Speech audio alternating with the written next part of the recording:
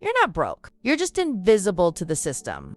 And your credit score quietly proves it. You pay your bills, you try to save, and you avoid unnecessary spending. Yet when it's time to apply for a car, a better apartment, or a loan, you hear the same frustrating response. Sorry, your credit score is too low. That moment hits deeper than expected because it doesn't feel fair. You're trying, your family depends on you, and still doors remain closed.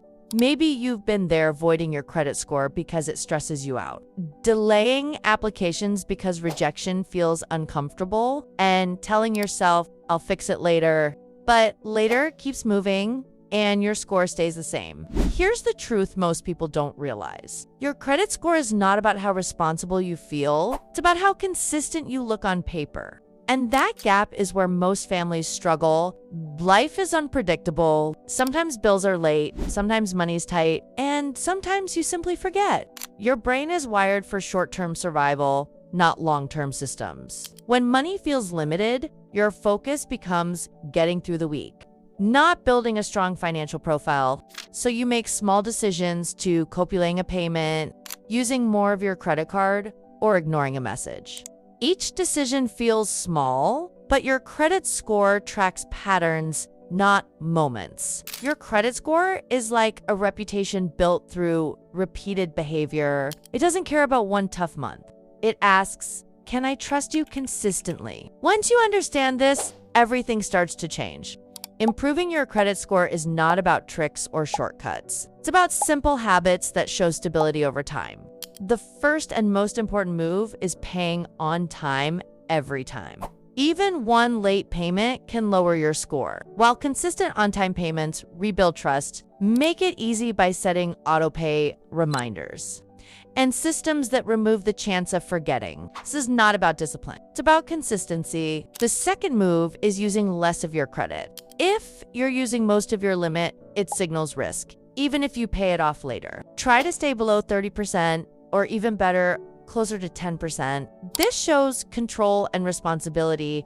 The third move is not closing old accounts. It may feel like cleaning up, but older accounts strengthen your credit history by showing stability over time. Even if you don't use them often, keeping them open helps your profile.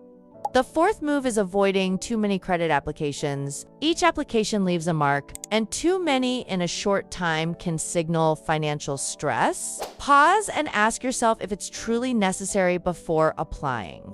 The fifth move is checking your credit report regularly. Errors happen, wrong entries, outdated debts, or duplicates, and they can hurt your score without you realizing it. Staying aware allows you to fix problems early and avoid unnecessary damage. It also gives you a sense of control because you know exactly where you stand instead of guessing or avoiding the truth. The sixth move is building credit. If you don't have any, start small with a secured card or by becoming an authorized user on a trusted account.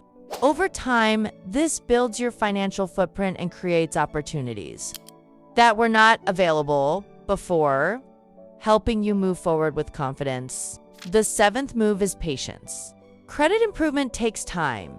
You may not see changes immediately, and that can feel frustrating. But over a few months, your consistency starts to pay off. Slowly, your score improves, and your options expand better rate.